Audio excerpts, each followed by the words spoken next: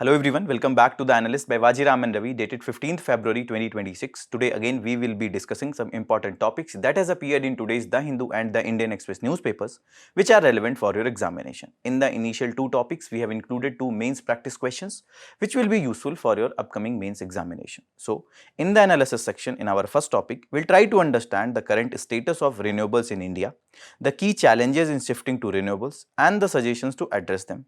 In the second topic, we'll examine the future of India's garments and textile sector, particularly in the backdrop of recent US trade deal. Thereafter, keeping in mind the upcoming prelims examination 2026, we will discuss 5 important prelims pointers that will be highly useful for your preparation. So, stay tuned. So, let's start our discussion with the first topic, that is renewable energy to dominate India's grid by 2070. The context of this topic is that government's premier policy think tank IThe said in a study that India's electricity mix could shift from coal-heavy to renewable-led by 2070, which is also the year when we have made a target of achieving net zero.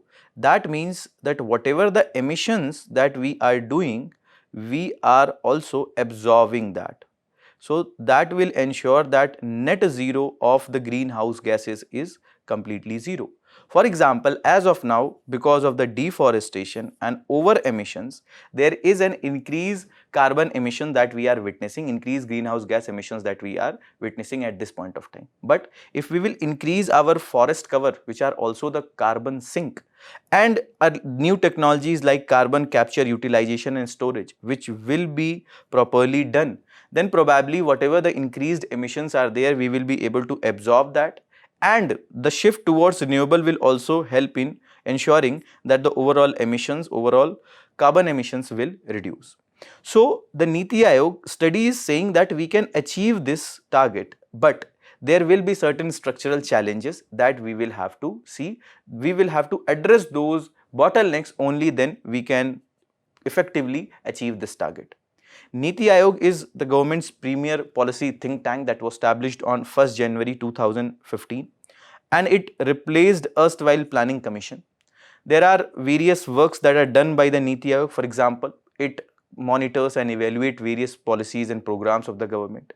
They also comes with various kind of studies with regard to the progress that India is making across different spectrum. Also, they promote cooperative and competitive federalism with regard to the different indicators, reports, etc. that they comes with. For example, it's IThe itself that released the fiscal health index, and based on that they are giving an idea about the overall fiscal prudent policies that the state governments are taking, what is the condition of the fiscal health of the states, so that there is a competition between states itself to ensure that they get a better rank, and while achieving that target of getting a better rank, they will also probably improve overall fiscal health and overall fiscal stability. And coming back to our discussion on this topic is related to your GS paper 3, environmental pollution and degradation and conservation. So, what is the current status of India's energy power mix?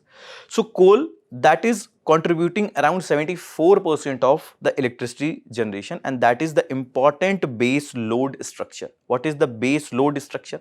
That is the minimum level of electricity demand on a power grid over a 24-hour period, and it is usually supplied by the power plants that run continuously, such as coal or nuclear or large hydro plants.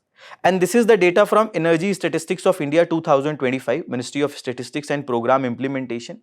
They are also saying that coal in the share of total energy production increased from 77% in financial year 23 to 79% in financial year 24.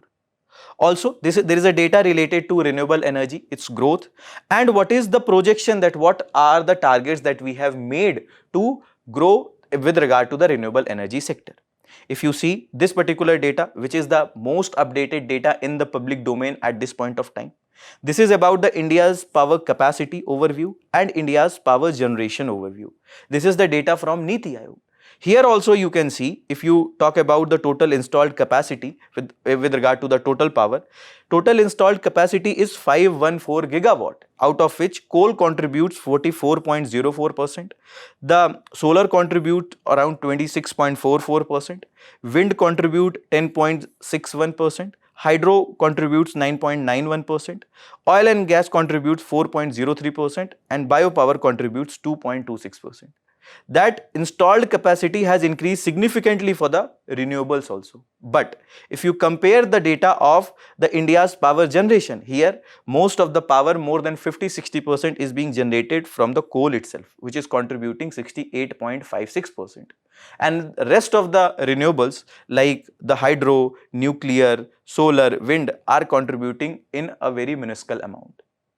So that is the reason that although we have achieved a significant amount of installed capacity, but still because of the poor grid connectivity, especially because of the issues like intermittency that is there in the renewables, we are still not generating a huge amount of electricity from the renewables.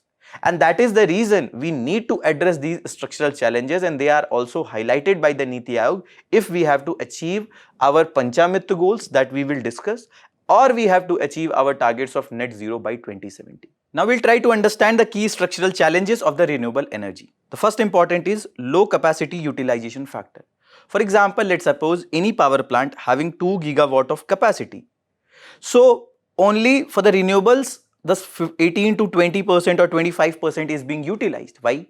First of all, the grid connectivity is not very good. Grid connectivity, in simple you can understand, is the mechanism with the help of which the electricity that is being generated at the power plants could reach our homes. This is what you can understand, that with the help of this how the transmission is happening. But this grid connectivity was suitable for the coal power plants, etc. But now this needs upgradation, this needs changes. Only then it will be able to supply the power from the renewables, and which is a capital intensive process. It will require money. Probably if we have to develop some other grid, so that will also require land acquisition, etc., which is a cost intensive process, capital intensive process. And that is the reason for solar, wind, etc., the capacity utilization factor is very less. The maximum it can generate, only a less amount is being utilized. Then the coal PLF, that is plant load factor, that is a measure of how efficiently a coal fired power plant is being used. It compares the actual electricity generated to the maximum possible electricity it could generate at any point of time at full capacity. So for coal, whatever it can generate fully, around 60 to 75% is being utilized. Why? Because it is one of the important source for fulfilling India's energy demand. Also, intermittency and variability, that is again one of the structural challenges of the renewable energy. For example, the solar and wind, they cannot supply consistent power for 24 into 7 into 365 days because of its inherent challenges itself. For example, solar power plant is getting energy from the sun itself. So during night time, it will not be able to produce that power. But another option that we have is that whatever the sunlight that we have got in the daytime, that can be used for electricity generation, and then there can be some storage infrastructure which can store that energy, and subsequently it can supply during that night time when sunlight was not available. So with the help of this, the issue of the intermittency will be addressed. But again, for this storage infrastructure, battery energy storage infrastructure, BESS, etc., we need capital. Without capital, we will not be able to develop that infrastructure. Also, India is a monsoon dependent country. Then with the climate change, we do not have a clear idea that for what many days we will have the consistent supply of the solar power because of the dependency on the sunlight. Also for the wind, which is generally seasonal, monsoon dependent, with the changes in the climate change, the wind patterns also changes. So that might also impact the overall capacity utilization as well as electricity generations of the wind. Then with the weather driven output fluctuations that can be there, both of these renewables like solar and wind can feel some kind of variability because they are dependent on the natural factors, and we do not have a greater control on the natural factors. Then curtailment and grid constraints that are there. For example, solar curtailment is the intentional reduction of the electricity output from solar power plants even when sunlight is available. And it can happen usually because the grid cannot absorb all the generated power, or there is low demand, or there is grid congestion. For example, transmission limits are being breached, or there is an oversupply of renewable energy, or we have increased heavily our overall installed capacity. So what we are witnessing, that there has been consistent instances of solar curtailment, especially in the states like Rajasthan, Gujarat, Tamil Nadu, etc. So that further causes the transmission delays, grid congestion, and there is low demand periods for this particular energy. Then limited system flexibility that is there. For example, the coal plants, they are not designed for the rapid ramping. Okay. What we understand by ramping, for example, when we will have the flexible ramping, that is the ability of the power systems to quickly increase or decrease electricity generation to balance supply and demand, especially when the variable energy like solar and wind is on the grid. So the coal cannot increase or decrease its supply. So that is one of the major reason why we are more dependent. We have to utilize that. The limited flexible gas or hydroelectricity capacity that is there. Major dependency is on the solar and wind itself. Also inadequate demand side response, that we do not have a very great demand from the industry, from the individuals or households, etc. Why? Because, for example, in the last year monsoon came early, so we didn't have a lot of periods of heat waves, etc. So obviously the peak power demand was not very high, and that is also one of the reason, because there was a poor demand, overall electricity generation, etc. was not very robust. Then the round the clock supply challenges that are there. For example, solar heavy renewable energy mix, so that leads to midday surpluses and evening deficits. Why? Because we do not have the infrastructure for the storage of the solar energy. Also, the storage, that is still costly at the scale, because we haven't achieved that technological advancement. We haven't still achieved that level of sophistication in the technology with the help of which the cost of storage can be reduced. Also, the need for hybrid, for example, solar, wind storage projects. Okay. So here again, we need this hybrid, that for example, we can have some of the infrastructure that can store the energy from multiple sources. So that will also ensure that from whatever source we are increasing or we are having the greater energy generation, we can store with whatever the storage infrastructure we have developed. Also, the higher cost of firm and dispatchable renewable energy. So that is also one of the reason why some of the companies are hesitant and they have certain apprehensions to invest in this sector. The capacity addition versus grid readiness. For example, in last 5, 7, 8 years, we have seen a very fast capacity addition. We have increased the installed capacity at a very high rate. But as compared to that, overall grid readiness hasn't been very robust. We haven't achieved that grid connectivity with that installed capacity. So that is also one of the reasons why we have achieved the increased capacity of the renewables, but the electricity generation hasn't been very robust from this sector. Government is also taking various measures to shift towards renewables. For example, the Panchamrit goals, or the 5 pledges which are taken by Honorable Prime Minister, which were announced by the Honorable Prime Minister, that India will increase its non-fossil fuel capacity to 500 gigawatt by 2030. So whatever the goal that we have actually made, that we have achieved, that India has surpassed its target of achieving 50% of installed capacity from non-fossil fuel sectors. That is 5 years ahead of 2030 goal, crossing this milestone around mid 2025. And then India will meet 50% of its energy requirement from renewable energy by 2030, that we have achieved. India will reduce the total projected carbon emission by 1 million ton from now to 2030. We have further made significant advancement with regard to this. By 2030, India will reduce the carbon intensity of its economy by 45% from a previous target of 35%. Emission intensity reduction, that is the amount of greenhouse gas emitted per unit of economic output.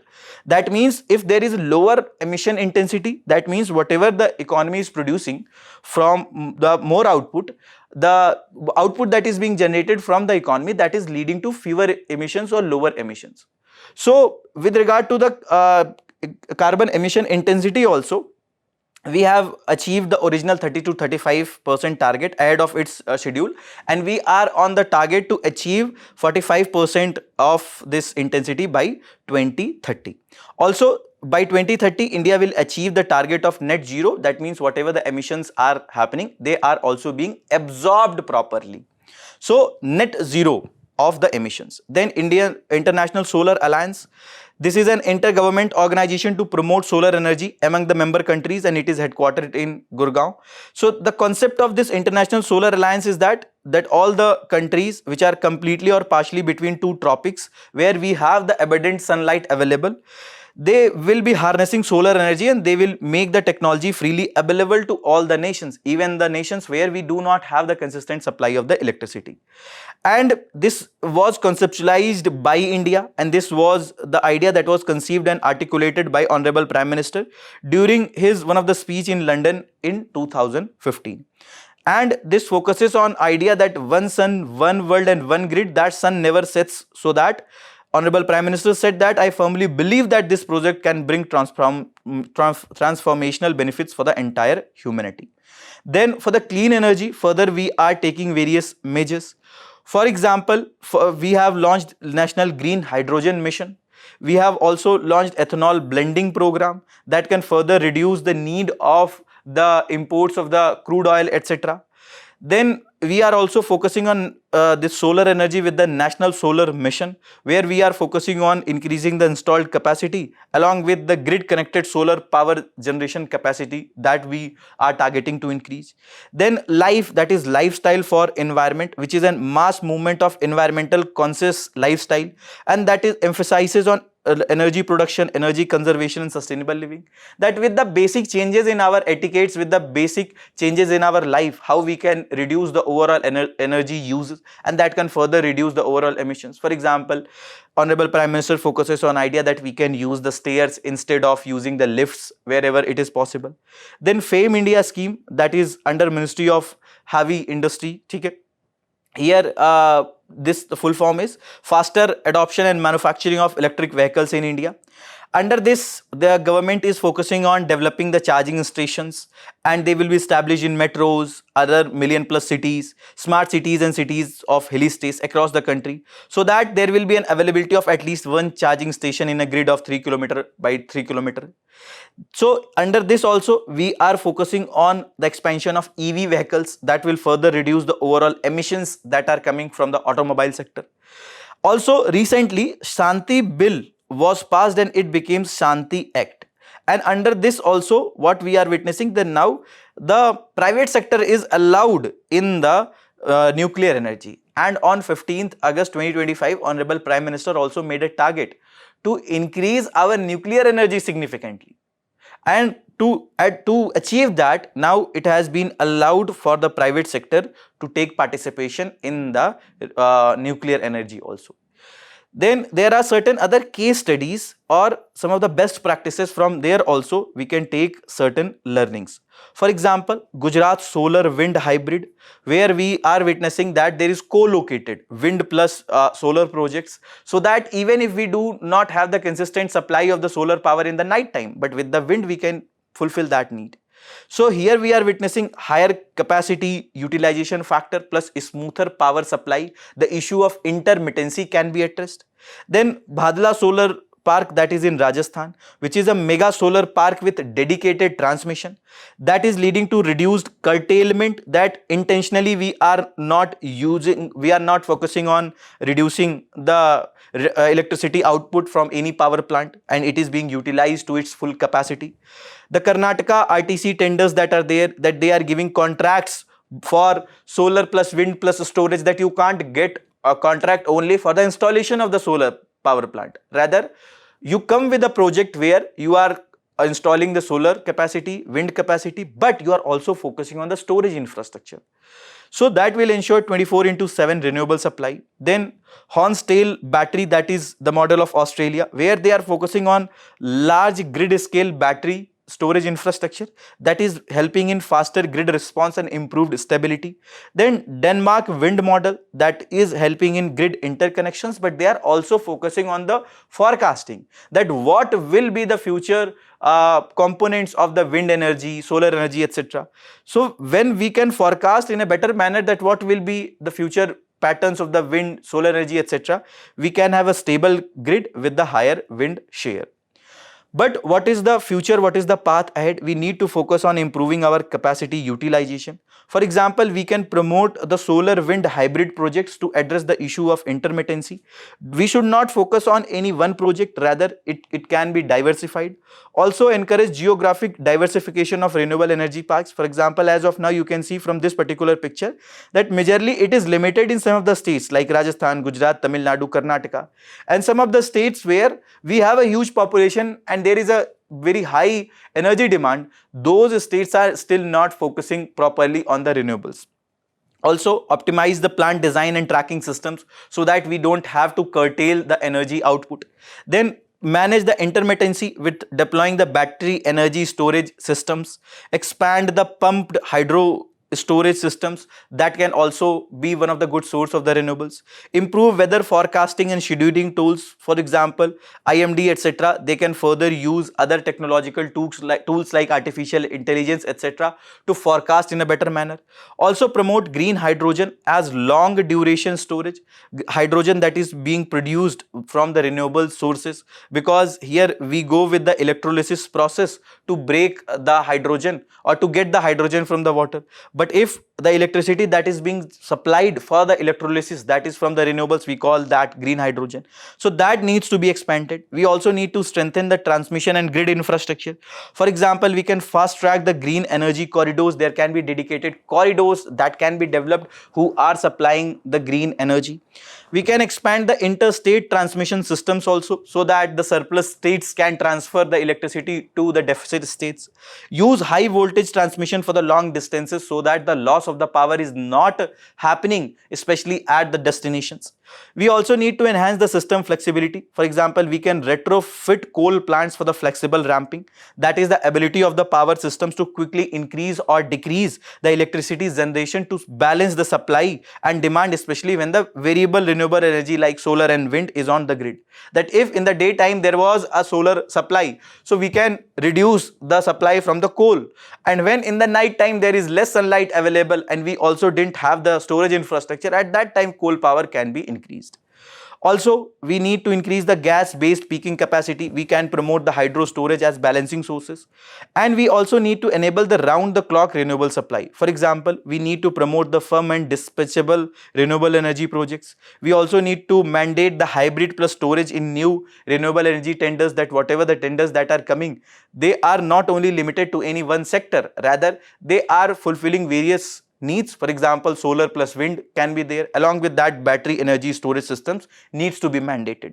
Also, we need to encourage the long-term RTC power purchase agreement so that we can get a clear idea that what will be the future demand, and accordingly the generation and capacity can be increased. Also, we can scale the nuclear capacity by 100 gigawatt by 2047 and 200 to 300 gigawatt by 2070, and especially the sophisticated reactors like small modular reactor, etc. needs to be promoted, and that can also help in consistent supply of the renewable energy. This is a mains practice question that you people can write from this particular topic.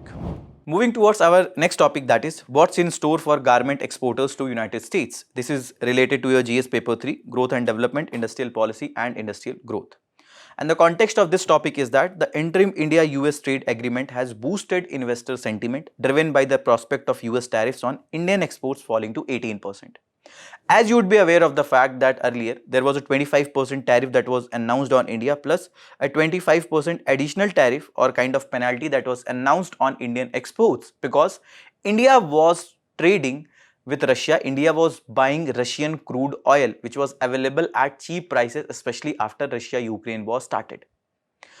So what happened that recently an interim trade deal was finalized between India and United States, under which this increased tariff was rationalized to 18%. And that has boosted the sentiments of the sectors and the industries which are export oriented. For example, the textile sector, one of the major market for them was United States, and when there was this much of high tariff that was announced on India, the competitiveness of our products became very less. And that is the reason to boost that competitiveness, what the government did, they finalized the trade deal with the United States. And the Bangladesh also finalized the deal with the United States. And interestingly, Bangladesh is also one of the country which is having the robust textile sector, because they are one of the important producers of jute, etc. They have the huge population, and because of that the cheap and abundant labor is also available. So they have also one of the good textile sectors, one of the robust textile industry, and that is also one of the reason they are a kind of competition for India's textile sector. So the deal that US and Bangladesh finalized, under that US will allow zero reciprocal tariff for certain Bangladeshi textile and apparel exports. And what are those textiles?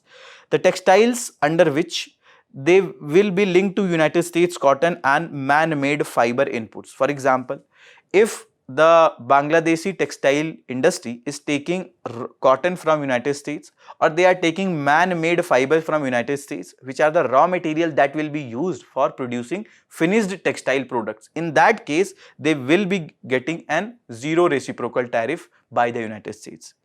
Also, recently our Commerce and Industry Minister Mr. Piyush Goyal said that India is also assured of similar access to the US market if they will be sourcing the raw material from the United States. If you compare the trade data between India and Bangladesh, so Bangladesh textile imports in 2024 was around $16.1 billion. From India, it was $3.1 billion. Bangladesh cotton imports was around 85 lakh bales per year. India exported around 12 to 14 lakh bales to Bangladesh in year 24-25. Bangladesh garment exports was in 2024 around $50.9 billion. And to United States, it was around $7.4 billion. So that shows that more than 15% was going to United States itself. That US is one of the major market of the Bangladesh garment exports, and that is one of the reason why they have finalized this trade deal. Also, India's garment export that has reached to $16 billion, and that is much less as compared to Bangladesh. Because for us, our domestic market is also one of the major source for our overall garment industry. And 1/3 of this garment export was going to United States, much greater than what Bangladesh was exporting. That is also one of the reason that when the tariffs were announced, textile sector was badly hit. If you talk about the trade dynamics, 63% of Bangladesh exports go to the European Union, and that is also duty free. That also makes their products more competitive. Bangladesh is dependent on the imported yarn and fabric. And to gain zero US tariff, it must first shift to the US cotton inputs. They have to source the cotton from United States, only then they will be getting zero tariffs. And for that, they will have to invest in spinning and processing capacity, because the raw cotton that they are getting, they will have to spin that, they will have to process that, they will have to make threads, only then it can be utilized for making garments or the finished product. If you talk about the India-US cotton trade, India is around 5 lakh bales of US cotton annually, and that is 2.5 lakh bales ELS and 2.5 lakh bales of non-ELS. ELS is extra long staple cotton that represents the length of individual cotton fiber used to make the fiber. And India imposes around 18% duty on cotton except this extra long staple cotton, which is of good quality. The major concerns are there. For example, US tariffs on India is 18%, on Bangladesh it is 19%, earlier it was 20%. The tariff gap between India and Bangladesh has narrowed down, and that will make their products more competitive. Also, Bangladesh may shift from Indian to US cotton, because India was also one of the country which was supplying the cotton to Bangladesh. Because if the Bangladesh will start taking the cotton from United States, they will be getting the zero tariff. So they can start sourcing from US itself rather than India. So India may have to face the losses as two fronts. First of all, an export market in the form of the exports that we were doing of the cotton to the Bangladesh might get lost, and our exports of the garments and finished products that we were doing to United States may also diminish, because Bangladeshi products will become more competitive in the US market. Also, uncertainties are still there. For example, will India get the same market access as Bangladesh? Will India waive cotton import duty that it is imposing? How will duty-free quotas will be structured? All these details are still not yet final. So we can't have any clarity, and that is the reason uncertainties are looming for the textile sector. The possible benefits that garments using the cotton and man-made fiber may get tariff barrier, but US cotton may become costlier. Also, there is no clarity on rules for the cotton content in the garments.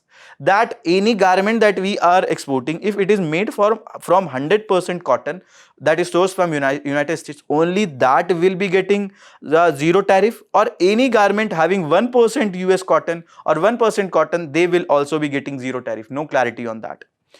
If you talk about the background of textile and apparel sector of India, it contributes around 2.3% to GDP, 13% to industrial production, and 12% to export. And exports were around US dollar 34.4 billion in 23-24. And it is the second largest employment generator after the agriculture. Agriculture contributes around 46.1% to employment generation as per Economic Survey 24-25. And this textile and apparel sector is also contributing. They are also creating 45 plus million jobs, which are the direct jobs, and especially this is a sector where we have seen the more participation of women. So it is a women-centric sector, as well as rural workers are also being consumed by this sector itself. Recent trends, export is growing around 7% for the period of April to December 2024. Also, if you talk about this sector, it is MSME driven, that 80% of the capacity in this is based on the MSME, micro, small and medium enterprises clusters.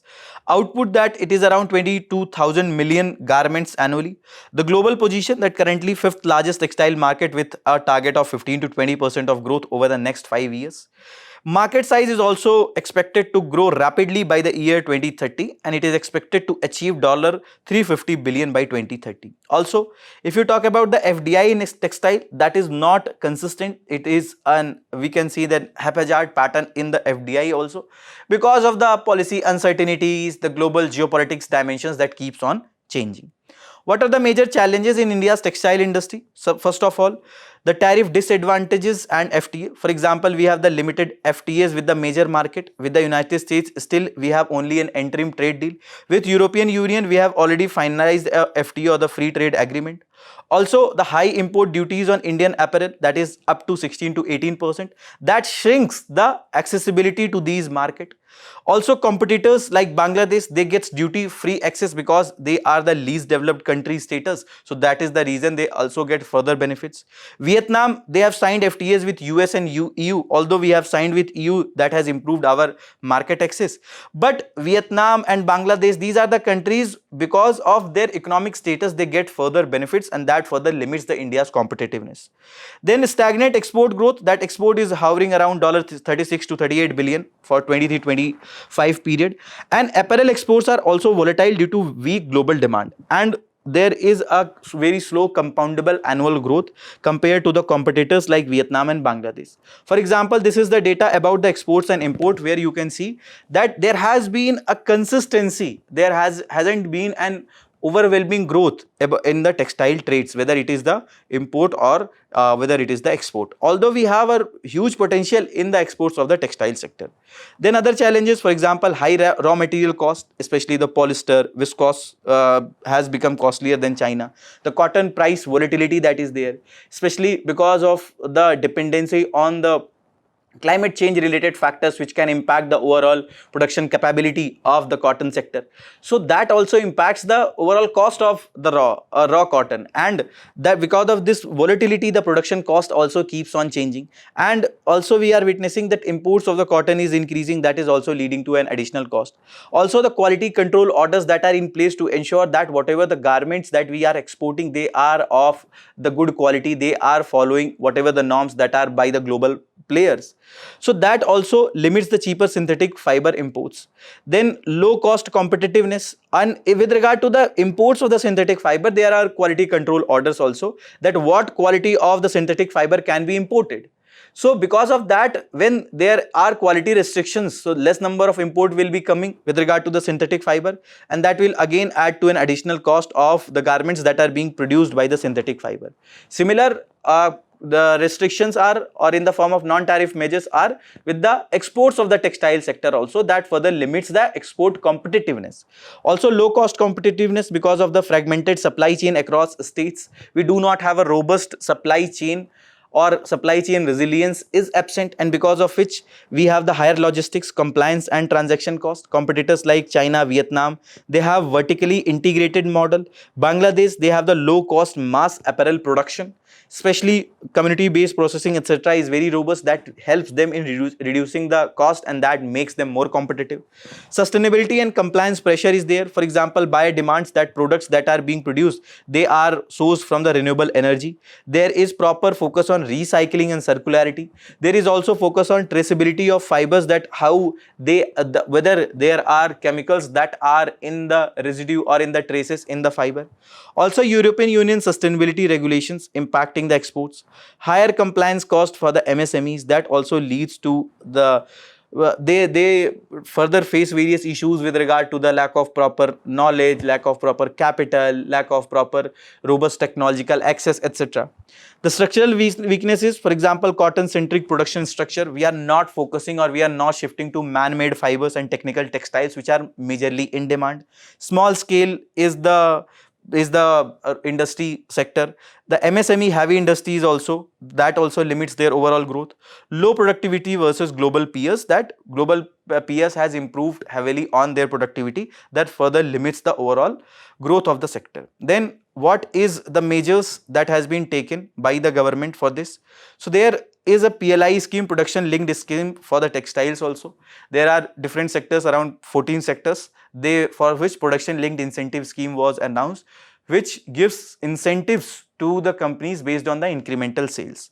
It will boost manufacturing for the man-made fibers and technical textiles. It will also encourage the large scale investment, because if investment will be done, and that will be done in better machineries, better technologies, that will reduce the cost of the production, and which will boost the incremental sales, or which will boost the sales of the company, and we will witness the incremental sales, and because of which the companies will get better incentives.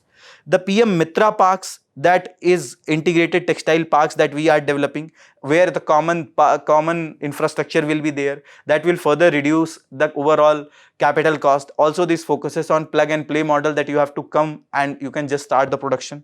Then ATUFs that are being promoted, under which we are promoting the technology upgradation through the credit linked subsidies that are there. And amended technology upgradation fund scheme, that was launched by the Ministry of Textiles in 2016, and that is the credit linked capital investment subsidy, that is aimed at modernizing the textile industry. Then Samarth scheme, that is focusing on the skill development in the textile sector, so that we can further boost the overall sector. Textile cluster development scheme, that is developing the integrated textile clusters for the MSMEs.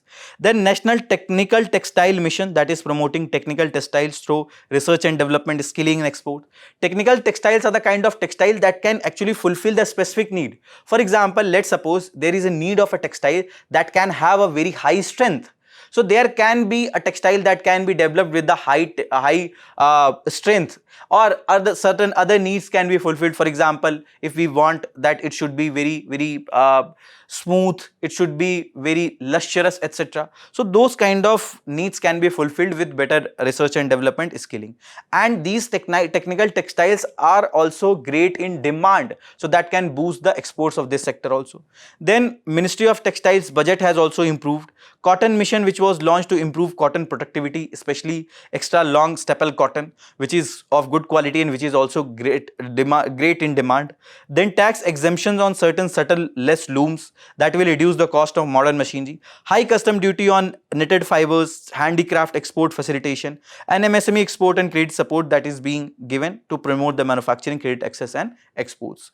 Now what should be done? What should be the way forward? First of all, we can focus on labor and infrastructure. Especially we can develop some of the better parks and better infrastructure in the states where we have the huge workforce available. Especially this will help in addressing the issue of disguised unemployment that is visible in the agriculture. Also, it will provide the employment in lean seasons, especially the cyclic unemployment that is witnessed when there is no agricultural work.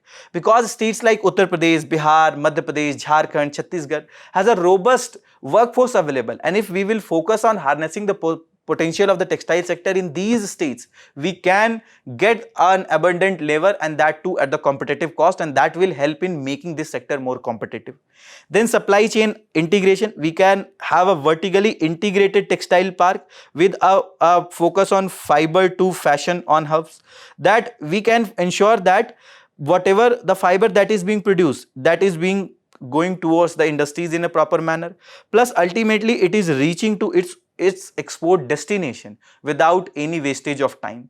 That will reduce the overall cost, and that will ensure that the competitiveness of textile sector is intact. Then trade and man-made fiber push, because we have to understand that the there is great demand for this particular man-made fiber products. Okay, so we can focus on this sourcing of the man-made fibers, and we can produce the garments from that because they are in great demand. Also, we need to push the free trade agreement, that will help in ensuring that we have a better market access, we have the reduced tariffs, and that will ensure that the competitiveness of our products will become better. For example, let's suppose India has finalized the trade deal with the European Union. We are in process to finalize with United States. Then we are still in the stage to finalize the agreement with Gulf Cooperation Council and some other important organization. So we need to expedite this process, because this will help in ensuring we are having a better market access and better reach. Then the man-made fiber production incentives can be given to certain companies, because that will help them in shifting to better technologies, and the needs of the capital can be addressed. Then the green manufacturing for the MSMEs can also be promoted. That can help in textile recycling, because the wastage that is coming, that can be utilized, or the discarded products etc. can be utilized further, and then some further better new products can be made from that, and that this will help in improving the circular economy, and this will also help in reducing the overall emissions from the sector. Then circular economy focus, for example, our Honorable Prime Minister also gave a vision of 5F, that is farm to fiber, fiber to factory, factory to fashion, and fashion to foreign. That whatever the farm is producing, that is reaching to factory, and whatever the factory is producing, that is according to the needs of the current fashion trends, and accordingly those fashionable products are reaching to foreign global markets, which will help in harnessing the export potential of this textile sector. This is a mains practice question that you people can write from this particular topic. Moving towards our prelims pointers section that we have introduced, keeping in mind your upcoming prelims examination 2026. The first topic is the recent rules by the government with regard to the AI labeling. This is related to your GS paper 2, government policies and interventions, and this has appeared in today's The Hindu page number 13. So what we have seen in last few months, that there has been a growing concern with regard to the misuse of artificial intelligence platforms. For example, there were various complaints that were made with the Ministry of Electronics, that there is a platform with the name of Grok on the Twitter, and that is being used by, or in a way that is being misused by the people to morph the images, and especially of the women. So to address this, there is this Information Technology Intermediary Guidelines and Digital Media Ethics Code Amended Rules 2026 were notified on 11 February 2026. And this particular rules actually amends the Information Technology Rules of 2021. And this is mainly done to regulate the artificial intelligence generated and synthetic content, especially the deep fakes, that any other person's face is being used on any other image. And the key provisions under this amended rules are that there is a legal recognition of synthetic content, that whatever the content that is being artificially generated, they should give a clear message that this is AI generated, this is artificially intelligence based content, or this is synthetic content. And under this, there is a formal definition of synthetically generated information in India. There should be a mandatory labeling. For example, artificial intelligence generated content must be clearly marked as artificial. That if you are generating an image, there will be an AI generated content written on that image itself. It must carry embedded metadata or unique identifiers so that we can identify that who generated this content. Also, platforms cannot allow removal of these labels. That, let's suppose we have generated an image and there is written AI generated content, and then we are giving a certain prompt that remove this AI generated label. That is not allowed, that cannot be done. Also, obligations for major social media platforms like Twitter, etc. They must verify user declarations about the synthetic content. That I'm going to generate synthetic content. Must ensure disclosures before the publications, and non-compliance may lead to loss of safe harbor protection under the section 79 of the this particular Information Technology Act. Okay? So under this safe harbor rules, what we see that provide safety to intermediaries and exempt them from any liability for third party content on their service. For example, someone posted something illegal on the third party platform or the social media platform. So this safe harbor clause provides protection or immunity to that platform because someone else posted this on that platform. Also, these are the prohibited content on that platform: child sexual abuse material, non-consensual intimate imageries, forged or false documents that are there, or any deceptive impersonation of any individual. All these are the prohibited content, they cannot be generated at all. Then faster compliance timelines. For example, if there is any complaint that is being made with regard to any of these content, they must be taken down after lawful order within 3 hours, and earlier it was 36 hours. So within 3 hours they should be taken down, they must be taken down. Also, there is a grievance redressal mechanism that is also provided, that within 7 days, and that was earlier 15 days, that grievance redressal should be provided within 7 days. Also, there was this digital media ethics code that came in 2021 by amending the IT rules. The scope of this digital media ethics code was digital news publishers. Also, the online curated contents like OTT platforms, etc. were also regulated by this code. The core provisions of this code was code of ethics for the digital news providers. For example, people who are providing news on YouTube, etc. That publishers must follow the Press Council of India's norms of journalistic content. That they should not go with yellow journalism. They should not fabricate the information. They should not spread fake news. Also, they should follow the program code under the Cable TV Act, whatever is there. For example, you cannot use certain words. You should ensure that there is a proper decorum that is maintained. Also, avoid content that is prohibited by the law. Then the content classification guidelines for the OTT platforms like movies, web series, etc. For example, there should be a clear mandatory guideline and labeling that whether this content is suitable for all, they will come with U certificate or universal. Then U/A, that 7 plus, that parental guidance is needed below 7 years, UA 13 plus, that parental guidance below 13 years, and U/A 16 plus, that parental guidance is needed below 16 years. And A is the content that is only for the adults because it contains certain scenes that is only suitable for adults. Additional requirements are there, for example, content descriptors, parental control for higher age groups, and age verification should also be done for the adult content. Three-tier grievance redressal mechanism was also provided under this. For example, level 1 for the publisher, self-regulation, that they will be regulating themselves. Then industry self-regulatory body will be there under level 2, and level 3 will be the government oversight mechanism. With the help of dedicated bodies or the ministries, they will be maintaining an oversight mechanism on the content that is coming.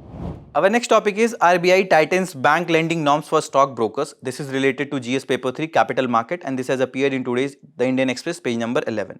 So RBI has tightened the guidelines that govern the lending activities of bank to capital market intermediaries such as brokers, mandating that all credit facilities to the capital market intermediaries shall be provided on a fully secured basis. That means that for a bank to provide a 100 rupee loan to a broker, the broker must provide collateral equaling that amount to bank.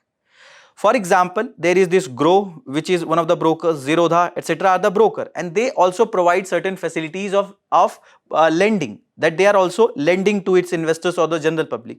So they take loans from the banks. So the RBI is saying that you should take proper collateral, only then you should give the money with the help of which they will be lending. The collateral, RBI said in the notification, can be in the form of eligible securities or other cash, that is permissible financial assets, immovable properties, receivables, bank guarantees and standby letter of credit. However, the commercial paper and non-convertible debentures of original or initial maturity of 1 year are not acceptable. Commercial paper is an unsecured short-term debt instrument that is used by the corporations, financial institutions or primary dealers to raise funds for their immediate liabilities. Now, what are these capital market intermediaries that we are discussing? These are the entities that facilitates the issuance, trading, settlements, that is buying and selling, and regulation of securities in the capital market. For example, with the help of these intermediaries itself, we will be able to buy the stocks or bonds on the stock market. They act as a link between issuer and the investor. The issuer, who is the issuer of the security, and the person who want to invest in that. And that actually helps in smooth functioning of the securities market. You have the major capital market intermediaries like stock brokers who execute buying and selling of the orders on the stock exchanges on the behalf of the investors. You have the merchant bankers who manage the public issues. These are the underwriters. For example, whenever any company will have to come with the IPO, initial public offering, that is the first time when the company is offering their shares to the general public, or follow on public offer, their overall process will be managed by these merchant bankers. They are also called as capital market intermediaries. They will also provide underwriting and corporate advisory services. Then the underwriters who guarantee subscription of securities in public issues. So some of the banks can be underwriters or some other entities can be underwriters. Registrar and transfer agents, they maintain investor records, handle share transfers and corporate actions. Depositories and depository participants, that earlier whenever you are buying the shares, you need to keep that in the physical format. So there was a risk of loss, theft, etc. So now we are keeping those securities in demat form or dematerialized form or digital format. But these are being held by some of the depositories like NSDL, CDSL, etc., who are holding those securities in electronic or demat form. And that help in facilitating the transfer and settlement in a time-bound manner, plus the risk of loss, theft is also less. Then clearing corporations who help in ensuring the settlements of trades are happening. The person who bought is that much of securities are credited in his demat account, and who sold, there is a deduction that is happening from the account. Also, credit rating agencies are there who assess the credit worthiness of the debt instruments, that whether there is a risk that is involved with the returns on that debt instruments like bond, debentures, etc. or not. Investors, advisors, portfolio managers, they also provide investment advice or the manage client portfolios. Also, bankers to an issue who handle the application money and refunds during the public issue. Then we were also talking about the non-convertible debentures. So there are debt instruments like bonds who are issued by the government and corporates, and then there is debentures who is issued by the private companies. The major difference between bond and collateral is that bond is secured by the collaterals, whereas debentures is secured or unsecured. The bonds generally can't be converted into shares, whereas debentures can be converted into shares. That instead of debenture, we can convert it into equity or the shares of the company.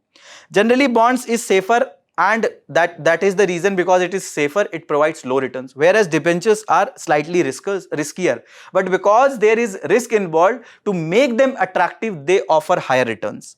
Also, bond holders are paid before the debenture holders in case of the liquidation of the organization. Also, convertible debenture is, as we have discussed, that whether a security or loan that can be converted into equity shares after the stipulated period or not. Whether if a person who has invested in the debentures, whether his or her amount can be converted into equity or the shares of the company or not. If it is convertible, that can be converted into equity. If it is not convertible, it can't be converted into equity. Next topic is New Urban Challenge Fund.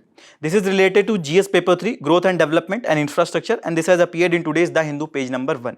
So the context of this topic is that recently the Union Cabinet, headed by Honorable Prime Minister, approved the Urban Challenge Fund with 1 lakh crore central assistance. The funding pattern is that central assistance is 25% of the project cost, and minimum 50% to be raised from the market sources like municipal bonds, under which the funds can be raised, and that fund will be utilized for developing the urban infrastructure.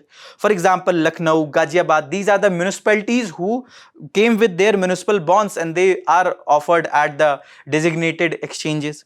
Also, total investment is expected around 4 lakh crore in the urban sector over 5 years. The period under which this will be available, that is 25, 26 to 23, 2030, 31.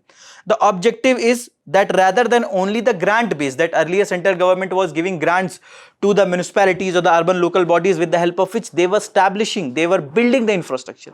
But now we want to shift to market linked, reformed driven, outcome oriented and urban infrastructure. Because any municipality, if they are performing well, their bond will be very attractive. People will be interested in buying that bond. And with the help of that, they can raise the money without any difficulty. And that will reduce the need of the grants to these bodies. Also, the main goal is to build resilient, inclusive and climate responsive cities, to promote private placement and financial discipline. This will also position cities as engines of economic growth. Bond is simply a debt instrument, that is the liability of the issuer. They must pay that. It will offer a regular interest payment, that is also called as coupon rate, and after the maturity period, whatever the maturity of the bond is, and that is decided at the time of issuance itself, they will be given back to the person who has invested in this particular bond. Let's suppose the bond price is 100 rupees. So the company who will issue or the entity who will issue will get 100 rupees from the investor. It will offer some interest payment or the coupon payment. Let's suppose that is 10%. So the company or the entity will be paying 10% interest or coupon on this. There will be the frequency of payment that will be decided at the time of the issuance of bond itself. It can be yearly itself. So 10% will be given yearly, and let's suppose the maturity period is 3 years. So after 3 years, the person will be getting, who has invested in this bond, will be getting his 100 rupees back. So 100 rupee was invested, the person got 10 rupees in the 3 years. So 30 rupees was the overall return on this 100 rupees investment. The major features of this urban challenge fund is that it is a challenge based project selection for high impact proposals, the impacts who can deliver on time, the reform linked funding across governance, finance, operations and planning, private sector participation through risk sharing frameworks, that because private sector will bring efficiency, they will bring innovation, and risk will also be less when privates are there, because otherwise the complete liability of the risk will be the municipalities or other entities itself. 5,000 crore credit worthiness corpus for 40,000 cities, especially tier 2, tier 3 cities. The main aim is to make urban local bodies a bankable asset clause. Also, bankable asset clause. Also, there is credit repayment guarantee of 5,000 crore for northeastern, hilly states and small urban local bodies with less than 1 lakh population. Central guarantee up to 7 crore or 70% of loan, that is given as first loan, up to 7 crore or 50% for the subsequent loans. It also support projects of 20 to 28 crore in smaller cities. There are project verticals, for example, cities at growth hubs, economic nodes, transit-oriented development, focus on mobility and critical infrastructure, creative redevelopment for the CBD renewal, also for the brownfield project, heritage course, climate resilience. All these will be the focus area for this particular urban challenge fund. Okay. Then you have the water and sanitation. The focus will be also on developing the infrastructure related to sanitation, sewerage, waste management, swachhata, etc. Then you have the coverage with the city's population of less than or greater than or equal to 10 lakh. All this particular states or the UT capitals can be covered under this. And then you have this particular major industrial cities having this equal to or greater than 1 lakh population. Then also smaller and hilly states, urban local bodies will get the credit guarantee from the government, reform linked framework, that if they are improving on some key performance indicators related to governance, digital platform reforms, they are improving on financial and credit worthiness, they are improving their operational efficiency, urban planning and green infrastructure is improving. If they are improving, they will get further benefits, and this will be checked by the key performance indicators with the third party verification and audits that will be done properly. The focus is on outcome orientation, that the projects will be evaluated based on the economic impact that it has created with regard to the revenue, private investment that it has got, jobs creation, etc. Social outcomes with regard to the safety, inclusiveness, and the improvement on the economic, social indicators like education, health, environmental gains that it has provided with regard to the climate resilience, cleanliness, etc. All these will be the outcomes that will be the focus area. Our next topic is about Indian tent turtle. That around 311 Indian tent turtles were seized from the AC coach of one of the express trains, and there was one person that was arrested. This is related to your GS paper 3 conservation, and this has appeared in today's Indian Express page number 8. So this Indian tent turtle, the scientific name is Pangushura tentoria. It comes from the family of Geomyidae, and it is a freshwater turtle that is native to Indian subcontinent. And mainly it is found in India, Nepal and Bangladesh. It is not limited to India only. There are these 3 recognized species of this Indian tent turtle, that is PT tentoria, PT circumdata and PT flaviventer. The major characteristics of this is that they have a carapace length, that means that it can be up to 25 centimeter, and it also have the characteristic tent-like eel on the shell. That is the reason we get the name Indian tent turtle. The major habitat and behavior of this turtle is that it inhabits freshwater rivers and associated systems. It cannot survive in the polluted water, and they are the active swimmers also. They are mainly herbivorous that may generally feed the herbivorous sources. If you talk about its conservation status under the IUCN Red List, it is least concern, and under the Wildlife Protection Act of 1972, it comes under the Schedule 1. Major threats of this particular Indian tent turtle is that the illegal pet trade that happens, because of which there is an impact of habitat destruction. Also habitat degradation that is happening, especially the pollution in the fresh waters, etc. that we are witnessing. That is also one of the major threat for this Indian tent turtle. Our next topic is research and analysis wing, which is related to your syllabus of prelims, current events of national and international importance as well as important bodies, and this has appeared in today's The Indian Express page number 1. So this research and analysis wing is India's premier external intelligence agency. The internal intelligence agency is Intelligence Bureau or IB, which comes under the Ministry of Home Affairs.